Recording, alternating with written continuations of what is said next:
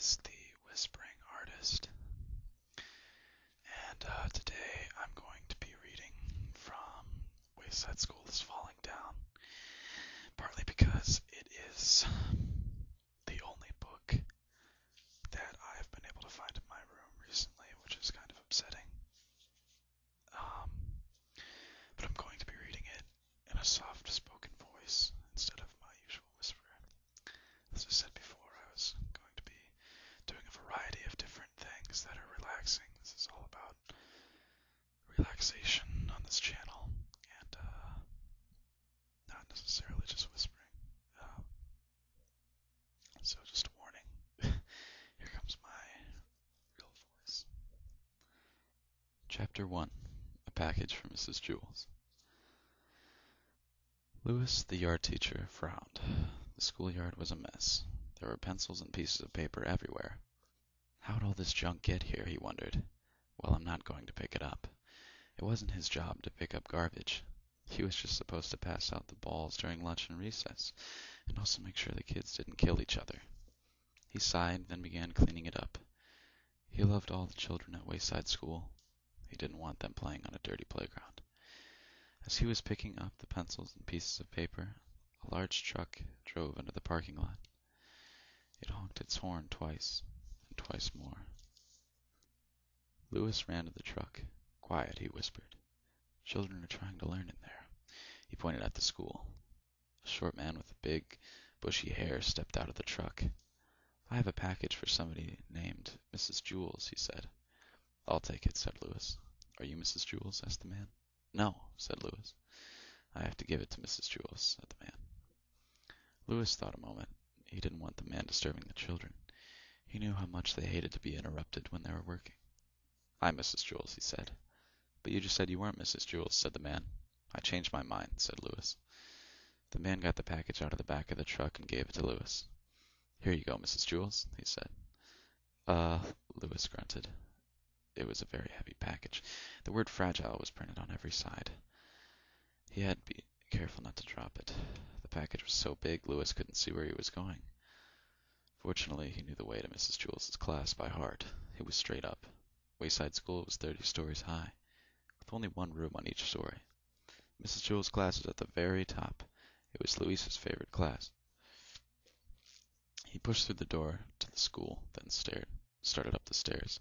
There was no elevator. There were stairs that led to the basement, too, but nobody ever went down there. There were dead rats living in the basement. The box was pressed against Louis's face, squashing his nose. Even so, when he reached the 15th floor, he could smell Mrs. Mush cooking in the cafeteria. It smelled like she was making mushrooms. Maybe on my way back I'll stop by Miss Mush's room and get some mushrooms, he thought. He didn't want to miss Miss Mush's mushrooms. They were her specialty. He huffed and groaned and continued up the stairs. His arms and legs were very sore, but he didn't want to rest. This package might be important, he thought. I have to get it to Mrs. Jewls right away. He stepped easily from the 18th story to the 20th. There was no 19th story. Miss Zarves taught the class on the 19th story. There was no Miss Zarves. At last he struggled up the final step to the 30th story. He knocked on Mrs. Jewls' door with his head. Mrs. Jewls was in the middle of teaching her class about gravity when she heard the knock. Come in, she called. I can't open the door, Louis gasped. My hands are full. I have a package for you. Mrs. Jewls faced the class. Who wants to open the door for Louis? She asked. All the children raised their hands. They loved to be interrupted when they were working. Oh dear, how shall I choose? Asked Mrs. Jewls. I have to be fair about this. I know, we'll have a spelling bee, and the winner will get to open the door. Louis knocked his head against the door again. It's heavy, he complained, and I'm very tired. Just a second, Mrs. Jewls called back. Allison, the first word's for you. Heavy. Heavy, said Allison. H-E-A-V-Y. Heavy. Very good, Jason. You're next. Tired. Tired, said Jason.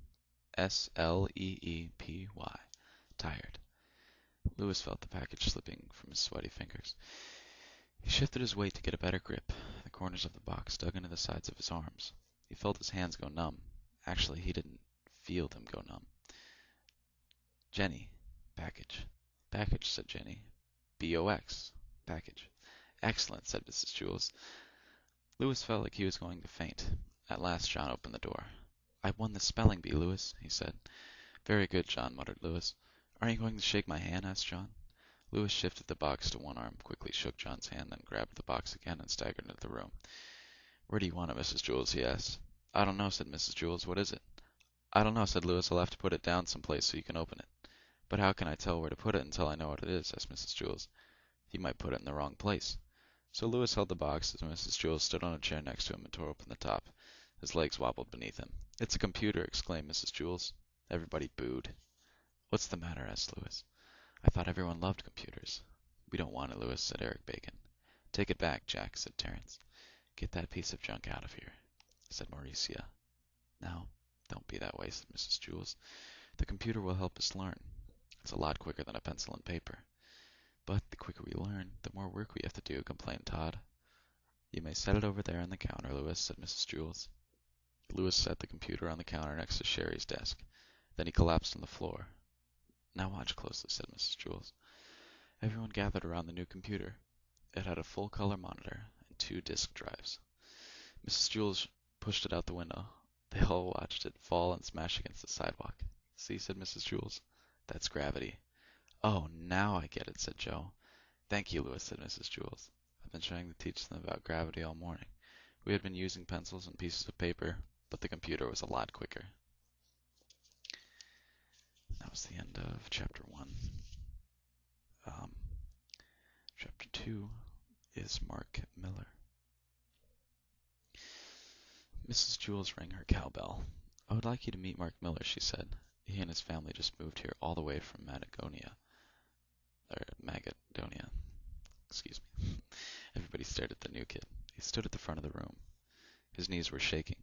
He hated having to stand in front of the class. It was as if Mrs. Jules had brought him in for show and tell. He felt like some kind of weirdo. He just wanted to sit at a desk and be like everybody else. But worst of all, his name wasn't Mark Miller. He was Benjamin Nushmut, and he had moved from Hempleton, not Macedonia. But he was too scared to mention that to Mrs. Jules. He was afraid to correct a teacher. "Why don't you tell the class a little bit about yourself, Mark?" suggested Mrs. Jules. Benjamin didn't know what to say. He wished he really was Mark Miller. Mark Miller wouldn't be scared, he thought. He'd probably have lots to say.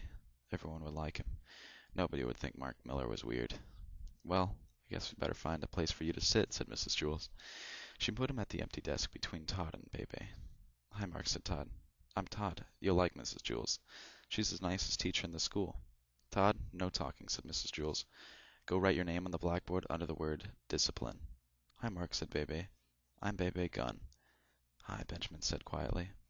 He decided he'd have to tell Mrs. Jules' real name at recess. He cringed. He didn't know why, but for some reason he had trouble saying his own name. "And what's your name, little boy?" an adult would ask him. "Benjamin Nushmut," he'd answer. "What?" "Benjamin Nushmut." "What?" "Benjamin Nushmut." "What?" "Benjamin Nushmut." "What?" "Benjamin Nushmut." "Oh, nice to meet you, Benjamin." He never knew what it was that made the person suddenly understand. When the bell rang for recess, everyone charged out of the room. Benjamin slowly walked to Mrs. Jules' desk. Somehow he had to tell her. Mrs. Jules was sorting papers. "Oh, hello, Mark," she said. "How are you enjoying the class so far?" "Fine," said Benjamin. "Good, I'm glad to hear that," said Mrs. Jules. Benjamin shrugged, then walked out of the room. If I had told her my name, she would have thought I was weird for not telling her sooner, he realized. He stood at the top of the stairs and looked down. Recess was only 10 minutes long. It didn't seem worth it to go all the way down and then come all the way back up. He didn't have any friends down there anyway. He had never been more unhappy in his whole life. He sat on the top step. "Mark Miller," he said out loud. It was an easy name to say. Mark Miller probably would have made lots of friends by now, he thought. Suddenly he heard a low rumble. Then the stairs began to shake. It felt like an earthquake. This whole stupid school is going to fall over, he thought. He put his head between his knees. The rumbling got worse. "I'm going to die. Nobody will even know who I am," he worried. The new kid, Mark Miller. The weirdo. But it wasn't an earthquake. It was just all the kids running back up the stairs. "Hey, Mark, why are you sitting that way?" asked Edie. "You look funny," said Ron. Benjamin looked up. "How come you weren't at recess?" asked Jason. "We looked for you everywhere." "Couldn't you find the playground?" asked Calvin. "It's just straight down," said Bebe. "You can't miss it." But don't go in the basement, warned Sherry. Whatever you do, don't go in the basement. We'll go down together at lunch, said Todd. That way you won't get lost. Benjamin smiled. He was glad everyone seemed to like him, or at least they liked Mark Miller.